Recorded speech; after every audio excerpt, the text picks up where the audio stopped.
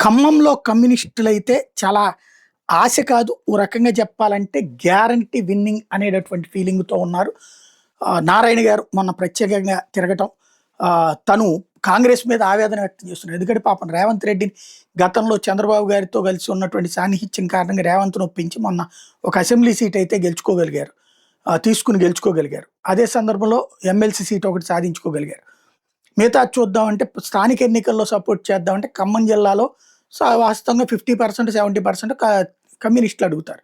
కానీ అక్కడ పొంగులేటి శ్రీనివాసరెడ్డి ఎవరైతే వైసీపీ నుంచి బీఆర్ఎస్‌కెళ్ళి, బీఆర్ఎస్ నుంచి కాంగ్రెస్‌కెళ్ళి ఇప్పుడు అక్కడ కీలక పాత్ర పోషిస్తున్నా ఆయనకు పూర్తి స్వేచ్ఛ ఇచ్చేసాడు రేవంత్ రెడ్డి. ఎందుకంటే ఖమ్మంలో బట్టి విక్రమార్కకి చెక్ పెట్టాలంటే మరొక నాయకుడిని బలంగా తయారు చేయాలి కాబట్టి అక్కడ పొంగులేటిని డెవలప్ చేసుకొస్తున్నాడు. పొంగులేటి కమ్యూనిస్టుల కంచుకోటలను బద్దలు కొట్టి కాంగ్రెస్ వైపుకి టర్న్ చేసే దాంట్లో కీలక పాత్ర పోషిస్తున్నాడు.